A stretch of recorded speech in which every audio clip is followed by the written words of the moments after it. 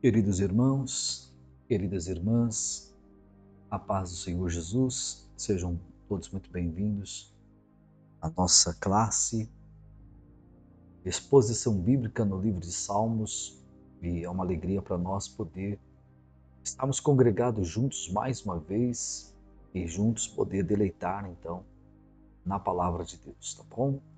Hoje a nossa aula de número 3, logo a nossa correspondência bíblica é justamente o livro de Salmos, de número 3. Então eu peço que você tenha o apreço de pegar a sua Bíblia, tá? E nós vamos abrir a nossa Bíblia aqui no livro de Salmos, de número 3, tá bom? Junto com a aula em vídeo, vocês sabem que sempre acompanha aí a vocês também o nosso PDF. O PDF ele é o sermão, né? Aquilo que extraímos do livro de Salmos, do número 3, de número 3. E hoje nós vamos então para esta nossa terceira aula, tá bom? Bondoso Deus, Pai querido, em nome de Jesus, neste momento nós vamos meditar na Tua palavra. Senhor, fale conosco, ilumine os olhos do nosso entendimento, nos dê sabedoria e compreensão. Fala com os teus filhos e, da mesma forma, ajude-os no momento que eles forem pregar esta mensagem, oportunidades que o Senhor lhes dará. Que o nome do Senhor, então, seja na vida deles glorificado. Amém. Primeira coisa que nós vamos fazer é ler o texto, tá? Então, nós vamos ler o livro de Salmos e o número 3, versos 1 a 8, que é a estrutura deste salmo. O título da leitura no salmo em nossas Bíblias está assim: Davi confia em Deus na sua adversidade. Também está Salmo de Davi, quando fugiu de diante da face de Absalão, seu filho. O texto se desenvolve assim: Senhor, como se têm multiplicado os meus adversários. São muitos os que se levantam contra mim. Muitos dizem da minha alma, não há salvação para ele em Deus. Mas tu, Senhor, és um escudo para mim, a minha glória e o que exalta minha cabeça. Com a minha voz clamei ao Senhor, ele ouviu-me desde o seu santo monte. Eu me deitei e dormi, acordei porque o Senhor me sustentou. Não terei medo de 10 milhares de pessoas que se puseram contra mim ao meu redor. Levanta-te, Senhor, salva-me, Deus meu, pois feriste a todos os meus inimigos nos queixos, quebraste os dentes aos ímpios. A salvação vem do Senhor, sobre o teu povo seja a tua bênção. Glória a Deus, aleluia. Bom, vamos ao nosso PDF e vamos ver novamente a estrutura, como sempre. Exposição bíblica no livro de Salmos, está aí a informação primeira. A base bíblica, Salmo 3, versos 1 a 8. Qual é a palavra-chave no livro de Salmos, o número 3? A palavra-chave é a palavra Senhor. Então, aqui está a palavra-chave, ok? A palavra Senhor. E qual é o tema que nós vamos pregar em Salmo 3? Bom, para mim, o Senhor nos deu esse tema: os atributos de Deus, tá? Então, os atributos de Deus está compendiados nos versos de 1 a 8, tá bom? Aí eu dividi os 8 versos em 3 tópicos ou tomos. No primeiro tópico, nós vamos ter o quê? A teologia do Salmo. Então, a teologia do Salmo. No segundo tópico, eu coloquei os atributos de Deus. Então, esse é o segundo. E no terceiro tópico, eu coloquei o quê? A fé dos santos. A fé dos santos. Ok? Então, estes salmos têm 8 versos. Ele tem uma palavra-chave que é Senhor, e tem um tema que é os atributos do Senhor, ou seja, os atributos de Deus. Estamos dividindo em 3 tomos ou tópicos, que é o ponto 1, a teologia do Salmo. Então, estou tentando dizer a vocês que o Salmo 3 é um salmo totalmente teológico, tá? Vem comigo no nosso PDF, então, ponto 1, a teologia do Salmo. O Salmo 3 é totalmente teológico. Por 8 vezes nós encontramos o Senhor presente. Olha por que ele é teológico, né? Teós mais logia, estudo de Deus, ciência de Deus, doutrina de Deus.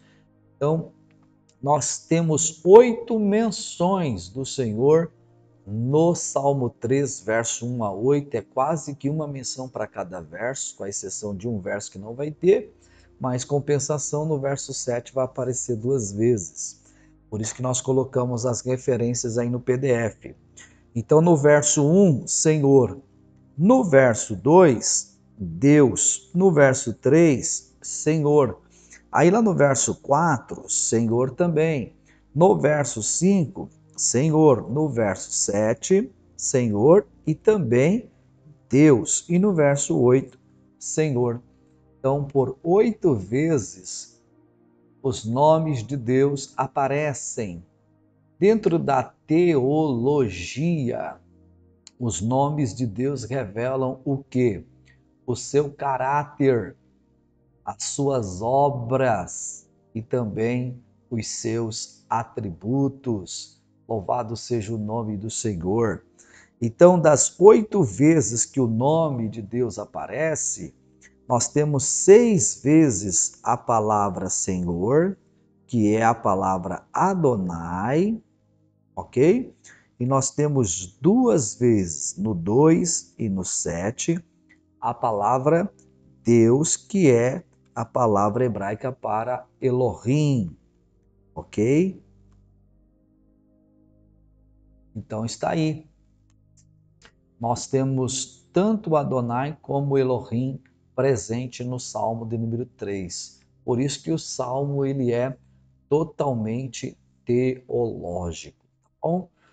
Ora, mas o que isso tem a me ensinar na vida cristã, na vida prática? O que isso pode me ensinar? Então vamos lá. Eu coloquei assim, ó. Isso nos ensina algumas lições preciosas.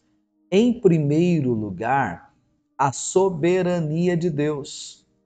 Então, em primeiro lugar, a soberania de Deus. Quando eu encontro um salmo totalmente teológico, onde Deus está presente por 8 vezes, então eu encontro nesse salmo a soberania de Deus, tá? A soberania de Deus. Glória a Deus por isso. Veja que ele está no verso 1, né? Falando de Deus, da sua soberania. Nós encontramos o Senhor aqui no verso 1. E também encontramos o Senhor lá no verso 8, correto? Então nós encontramos no verso 1 e no verso 8. Ele está presente, isto significa, isto ensina, praticar, vida prática. Ó, ele está presente no verso 1, está presente no verso 8, correto? Isso significa que ele está presente no início e também no fim. Isso é maravilhoso, maravilhoso. Por quê? Quem está narrando isso é um salmista. E qual eram as condições desse salmista quando ele narrou isto? O salmista está narrando em um tempo de adversidade. Ele não está em um tempo de vitória, de bênção, de conquista. Ele está falando isso em um tempo de adversidade, de lutas, tá? de tribulações. Então, observe isso. Todavia, ele não está só, mas ele não está sozinho, pois o Senhor está com ele do começo, verso 1, ao fim, verso 8, da sua adversidade. Olha só que aplicação, né, para as nossas vidas, né? Que Deus maravilhoso. Eu coloquei assim, ó, que conforto para o nosso coração saber que o Senhor pode não nos privar, né?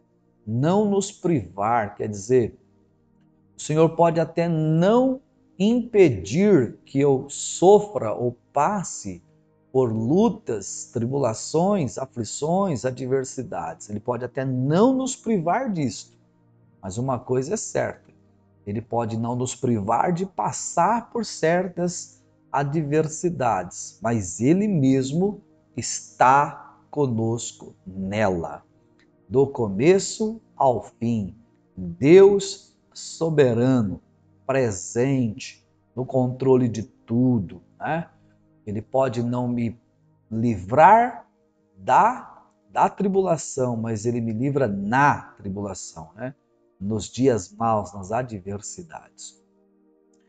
Em segundo lugar, o que isso me ensina, a teologia do Salmo? Em segundo lugar, primeiro que Deus é soberano, está do começo ao fim. Em segundo lugar, a centralidade de Deus. Porque além dele estar no começo e estar no fim, ele também está no meio. É a centralidade de Deus. Observe, examinando o Salmo 3, nós percebemos, né, o Senhor presente no verso 1, como também no verso 4, como também no verso 8. Se nos versos 1 e 8 ele é soberano, no verso 4, a centralidade é dele.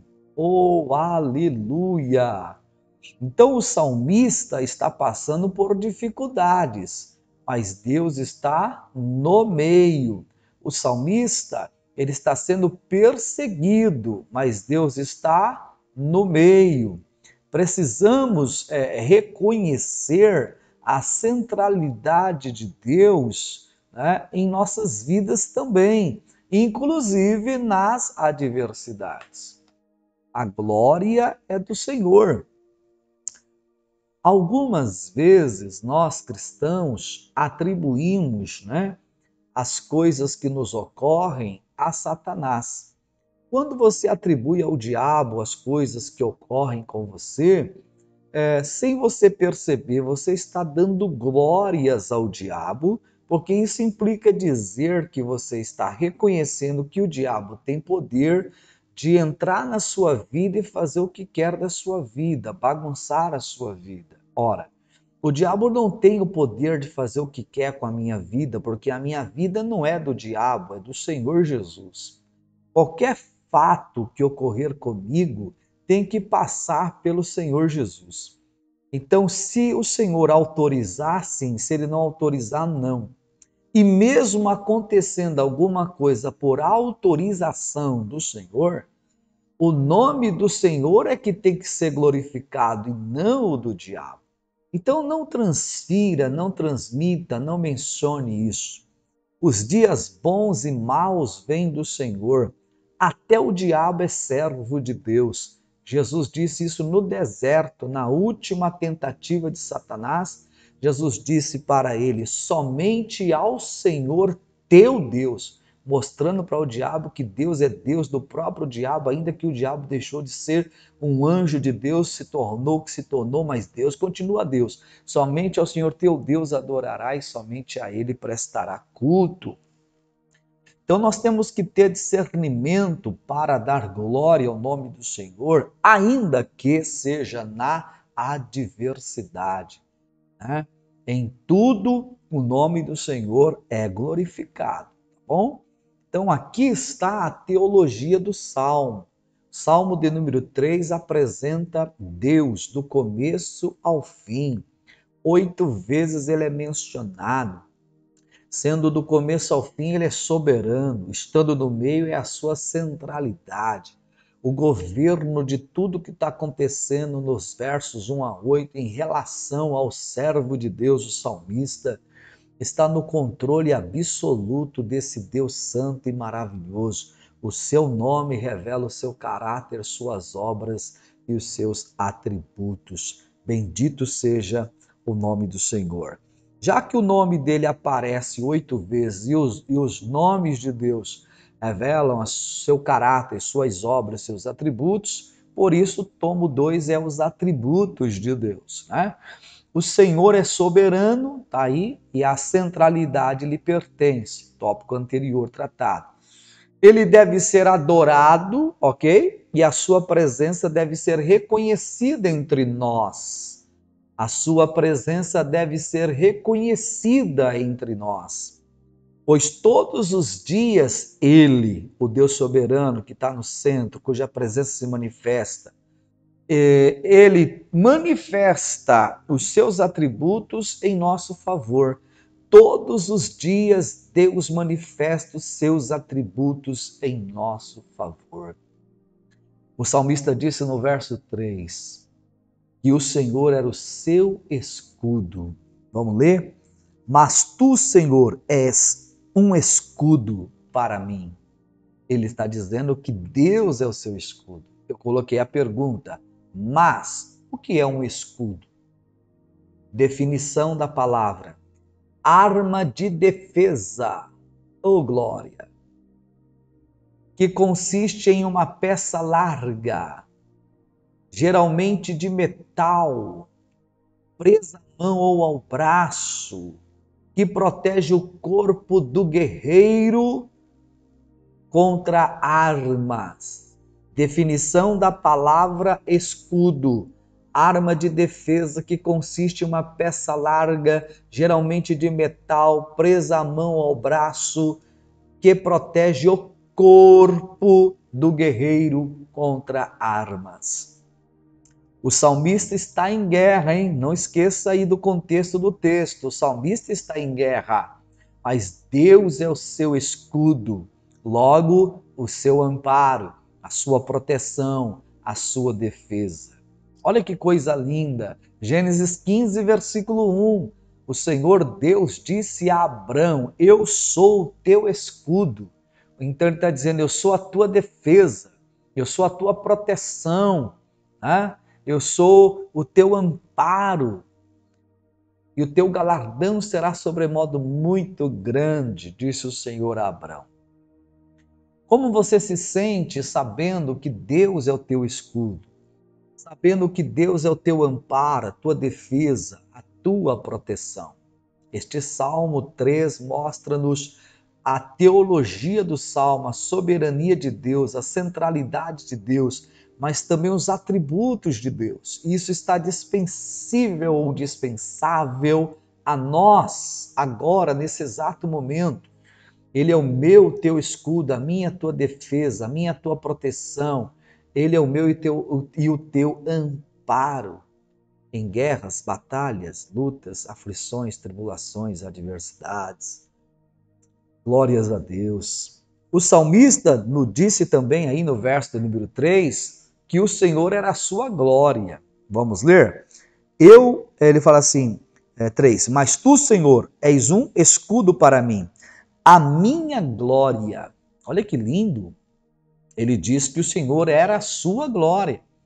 Quando a palavra glória, né, ou quando, melhor dizendo, quando a glória do Senhor, ela se manifesta, o que ela traz? O que ela produz, né?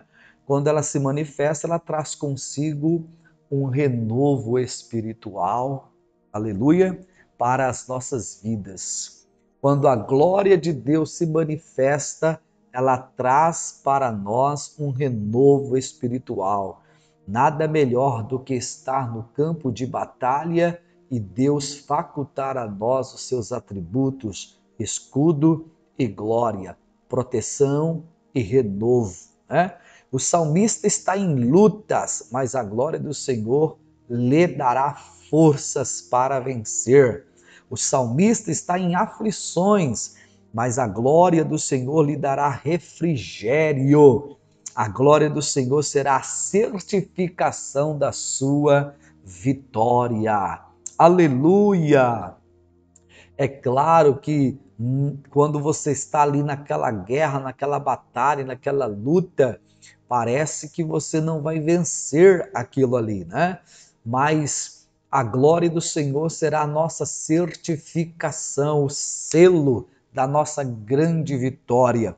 Você já observou, já analisou que todos os irmãos que estão em um processo de aflição, de angústia, de luta, adversidade, tribulações, provações das mais diversas.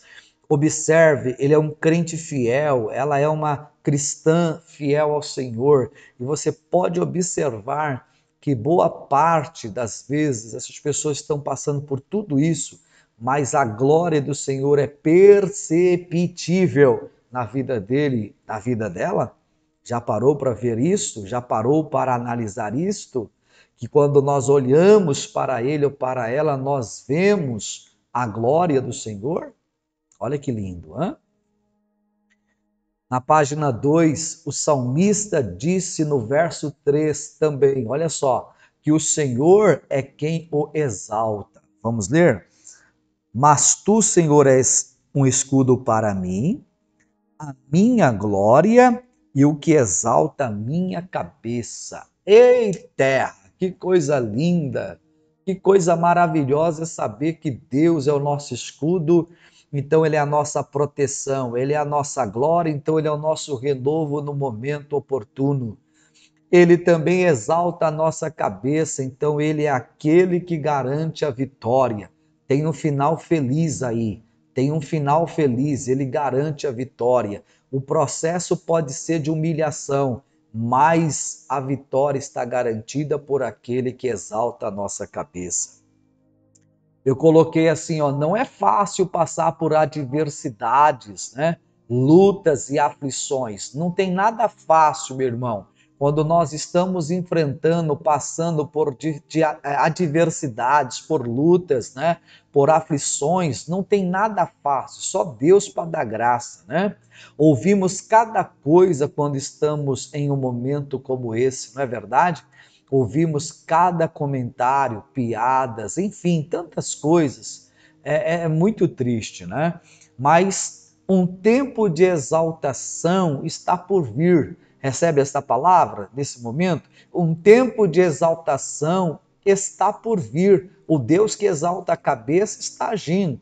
Ele é soberano, está na centralidade, os seus nomes estão presentes, é a teologia dos salmos. Então, há um tempo de proteção, tempo de renovo, mas também há um tempo de exaltação, ok? Alguns, né, dentre nós, e aí a gente se coloca também nessa condição, por falta de sabedoria, por falta de discernimento do contexto, da situação, né?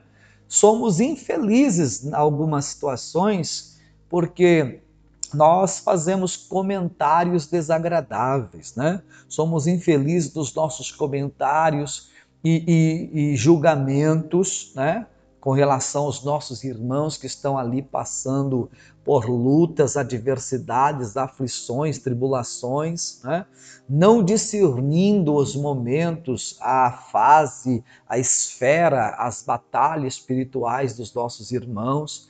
E aí a gente tem a infelicidade de fazer comentários e julgamentos sobre os nossos irmãos e o momento que eles, né, que eles estão passando. Ou seja, nós temos que tomar muito cuidado, porque assim como nós não gostamos, né, que alguém faça comentário a nosso respeito, nós também temos que vigiar. Olha o Salmo 3, olha o verso 2.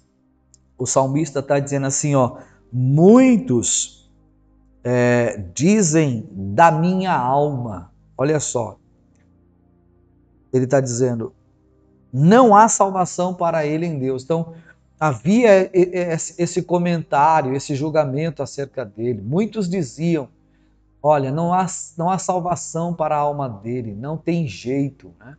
Olha o verso 1, Salmo 3, verso 1. Senhor, como se tem multiplicado os meus adversários. nos dias das adversidades, tribulações, angústias. De vez de surgir os amigos, surgem mais adversários. Multiplicou. Ele falou assim, ó, são muitos os que se levantam contra mim. Então nós temos que vigiar para a gente não perder a bênção e não ser, né, um peso, um problema na vida de um irmão, de uma irmã que já está em dificuldade. Vamos orar uns pelos outros para que esse Deus soberano venha agir em favor de cada um, né? Quantas vezes julgamos nossos irmãos em dias de aflições? Todavia, há um Deus soberano trabalhando para dar vitória aos nossos irmãos. Você recebe esta palavra? Há um Deus soberano trabalhando para te dar vitória, viu? Ainda que alguns façam seus comentários aí, infelizes, há um Deus trabalhando para te dar uma grande vitória. Muito bem, agora nós vamos para o tópico 3, aonde vai tratar da fé dos santos. Então, no tópico 1, a teologia dos salmos. No 2, os atributos divinos. Quais atributos? O escudo, a glória, a exaltação, tudo isso são atributos de Deus na minha vida, na sua vida, em tempos de adversidades, né? A fé dos santos. Agora, vamos falar um pouquinho do salmista e, por extensão, de nós mesmos. Veja, qual é o nosso comportamento em dias de adversidades, de aflições, de angústias, né? Como temos nos comportado, né, diante disto? O salmista falou da soberania de Deus, da centralidade de Deus e dos seus atributos, ou seja, dos atributos de Deus. Foi disso que ele falou até agora. Mas agora ele está falando de si mesmo. Qual a postura do salmista em dias de adversidade? Vamos perceber? Em primeiro lugar, ele estava orando ao Senhor, porque o texto do verso 4 diz isso: com a minha voz clamei ao Senhor. Salmo 3, verso 4: com a minha voz clamei ao Senhor, ele ouviu-me desde o seu santo monte. Então, o salmista, ele olha para a soberania de Deus, a teologia de Deus no Salmo, os nomes de Deus estão presentes, a soberania, a centralidade, os atributos de Deus como escudo, glória e exaltação. Então, diante disto tudo, mesmo estando em adversidade, tribulações, angústia, aflições, perseguições, muitos adversários e inimigos e conversas daqui e dali, ele, o salmista, estava orando. Ele não parou de orar, ele não deixou de orar, ele não se esquivou da oração. Ele foi falar com Deus soberano, que está presente, que está no centro, cujo seu nome revela seu caráter, suas obras, seus atributos. Um Deus que é escudo, um Deus que é glória, um Deus que é exaltação, um Deus que é salvador, um Deus que livra. Ele foi orar. Aleluia. Glória a Deus. Só pode orar quem tem fé, porque estamos falando da fé dos santos em terceiro lugar.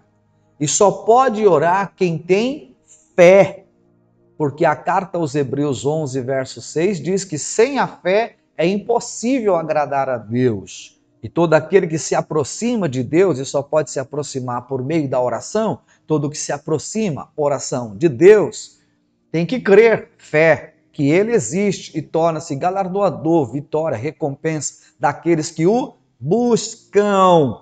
Louvado seja o nome do Senhor nosso Deus. Eu coloquei aqui, sabe o que eu aprendo aqui?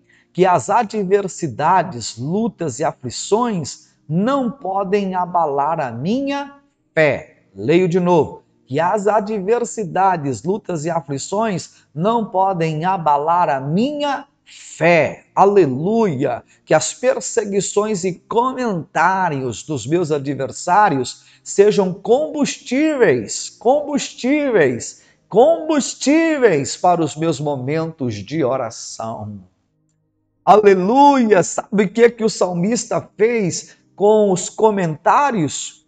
Com o número de adversário que aumentou, multiplicou? com o que eles diziam a respeito do salmista? Sabe o que ele fez com tudo isso? Fez disso aqui elementos, e levou esses elementos para o altar da oração, porque só lá que vai pegar fogo.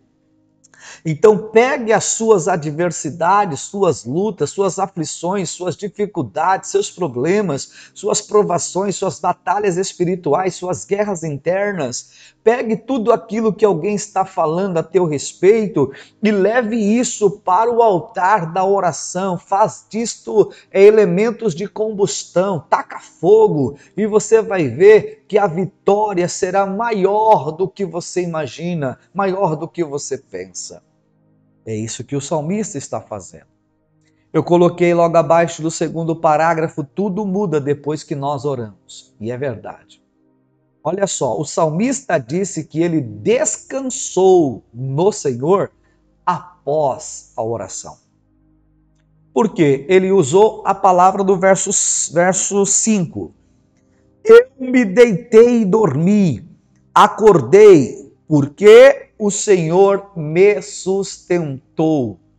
Então, o salmista disse que ele deitou e dormiu, ele descansou no Senhor. Quando? Depois que orou.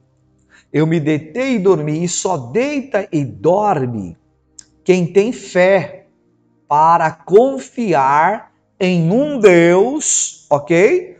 Que trabalha em favor daqueles que nele esperam. Aleluia!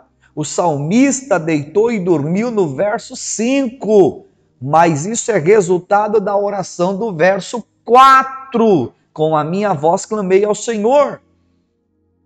Então é didático e é muito prático. Quando eu oro, eu lanço tudo sobre o Senhor e aí eu tenho condições de poder deitar e dormir e acordar, porque o Senhor me sustenta. Oh, glória a Deus, que fé maravilhosa! Você já experimentou orar ao Senhor diante das lutas, aflições e adversidades que está enfrentando? Já pensou nisso? Já fez isso? Está praticando isto? O salmista clamou ao Senhor e o texto diz assim, ele ouviu-me desde o seu santo monte. Leio de novo, ele ouviu-me desde o seu santo monte. Muito, mas muito distante, o santo monte, a morada do Altíssimo.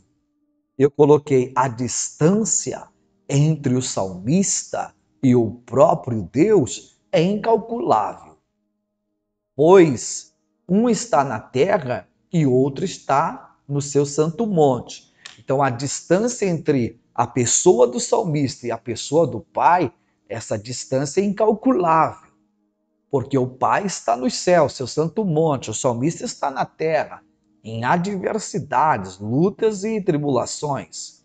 Aí eu coloquei no terceiro parágrafo, todavia, a oração é o caminho mais rápido de acesso ao trono da graça. Deus está distante de nós, porque Ele mora na eternidade, nós estamos na terra. Mas ao mesmo tempo Ele está dentro de nós. E quando nós oramos, nós entramos no Santíssimo Lugar imediatamente. Incalculável esta velocidade. Aos Hebreus capítulo 10, verso 19 e verso 20, está escrito, tendo, pois, irmãos, ousadia para entrar no Santíssimo Lugar, pelo novo e vivo caminho que o sangue de Jesus nos consagrou, a saber, pelo véu da sua carne, na cruz do Calvário. Portas fechadas estão abertas e o acesso é livre, e ainda coloquei, não há fila para falar com Deus. Aleluia! Alguns dizem que orando de madrugada a fila é menor. Isso é um erro, isso é um adágio popular, é um provérbio cristão, não tem fundamento bíblico. Em qualquer lugar, eu coloquei ali, em qualquer momento, hora e lugar, podemos falar com aquele que vê, ouve, conhece e responde. Repito, em qualquer momento, hora e lugar, podemos falar com aquele que vê, com aquele que ouve, com aquele que conhece e com aquele que responde às nossas orações. Louvado seja o nome do Senhor nosso Deus. Leve tudo para o altar da oração, exerça a tua fé e você será como este salmista que vai contemplar a salvação completa do Senhor em sua vida, no seu espírito humano, na sua alma humana e no seu corpo humano, e vai desfrutar de uma bênção completa. Aleluia! Eu coloquei aqui assim, ó, a única distância, olha isso aqui, olha isso aqui, olha isso aqui, a única distância que há entre nós e Deus é a nossa incredulidade. Pois é. A única distância que há entre nós e o nosso Deus é a nossa incredulidade. Se você duvida, se você não crê, se você desiste, isso só vai te afastar ainda mais. Ok? A fé não gera medo. A fé não gera medo. Quem tem fé não tem medo. Olha o que o salmista disse aí, no verso 6. Olha o que ele disse. Não terei medo. Ó, não terei medo. Por quê? Porque ele tem fé. Quem tem fé não tem medo. A fé não gera medo. A fé gera confiança, esperança, convicção, certeza. Aleluia! A fé não gera medo. Louvado seja o nome do Senhor. Então ele diz assim, não terei medo de 10 milhares de pessoas que se puseram contra mim ao meu redor. 10 milhares de pessoas se colocaram contra ele ao seu redor. Ele diz, eu não tenho medo, eu tenho fé. Eita maravilha! Que confiança era essa do salmista? Porque ele tinha esta fé. Baseado no que ele tem esta fé? Aí eu coloquei, ponto 1, a fé em um Deus soberano, ó, sempre presente no começo ao fim, que tem a centralidade de tudo e que dispensa seus atributos em nosso favor. Eita maravilha! A fé do salmista não é em vão. Não, ele tem fé num Deus soberano. Ele tem fé num Deus que está na centralidade de tudo e de todas as coisas. Ele tem fé num Deus que está presente do começo ao fim. Ele tem fé num Deus que manifesta, distribui, faculta, né, livremente os seus atributos em seu favor. Por isso que ele tem a fé. Glória ao nome do Senhor. Finalizando a nossa aula de hoje, no verso 7, o salmista ora ao Senhor dizendo, levanta-te, Senhor, salva-me. A palavra salvação aqui, ela se traduz por livramento de um perigo. Agora, muitos diziam que não haveria salvação para a alma dele no verso 2. Então, no verso 2, a salvação é para a alma. No verso 3, no verso 7, que ele diz assim, levanta-te, Senhor, salva-me, essa salvação é para o corpo. Ele está pedindo, me livra da mão dos meus inimigos, livramento externo, é o corpo. Já o livro dos Salmos 3, verso de número 8, o texto diz lá assim, ó, mas do Senhor vem a salvação. Mas do Senhor vem a salvação. Esta salvação é no espírito humano. Por isso que ele vai encerrar com uma bênção completa. Observe, ele abrange, eu coloquei assim, essa salvação é completa, ela abrange a alma no verso 2, o corpo no verso 7, o espírito no verso 8. Não é à toa que o salmista encerra este salmo dizendo, sobre o teu povo seja a tua bênção, bênção, bênção. Ó, a bênção completa inclui o quê? A vida da alma, do corpo e do espírito. Uma salvação da alma, que é o verso 2. Uma salvação do corpo, que é o verso 7. E a do espírito, que é o verso 8. Isto é o Salmo de número 3. Aleluia! É a teologia do Salmo, é os atributos divinos e é a fé dos santos. Quando a nossa fé ela está viva em Deus, a salvação completa, a bênção completa no corpo, na alma e no espírito. Bendito seja o nome do Senhor, nosso Deus. Essa é a nossa aula de hoje. Tá aí, ó. Salmo de número 3. Quanta riqueza, né? Quanta coisa boa. Eu espero profundamente que este momento seja um momento gracioso para a sua vida, quanto tem sido para a minha vida. Estou aprendendo muito no livro de Salmos e estou só crescendo em graça e em conhecimento. Se não tiver valor para você, olha, para mim está tendo um valor fora de série. Deus em Cristo vos abençoe e até a próxima aula, se Deus quiser e assim permitir, tá bom? Vamos orar? Pai bendito, nós aprendemos hoje no livro de Salmos, de número 3, verso 1 a 8, que este salmo é um salmo totalmente teológico, porquanto o Senhor está presente do começo ao fim. Por 8 vezes tu és mencionado, 6 vezes como Adonai, 2 vezes como Elohim, e nós te glorificamos por poder enxergar e entender isso, dado pelo teu Espírito Santo.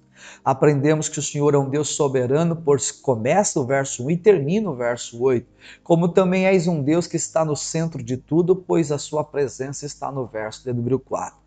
Obrigado pelos seus atributos, pois no verso 5, no verso 4, o salmista também menciona que o Senhor é o nosso escudo, o Senhor é a nossa glória e o Senhor é a nossa exaltação. Obrigado, Senhor, porque a nossa fé em Ti nos faz repousar e descansar em segurança, na certeza de uma grande vitória. Vitória completa, vitória no corpo, na alma e no espírito. Obrigado por tudo. Continue abençoando a tua igreja e os teus servos para a glória do teu nome. Amém? Deus abençoe. Pai do Senhor Jesus.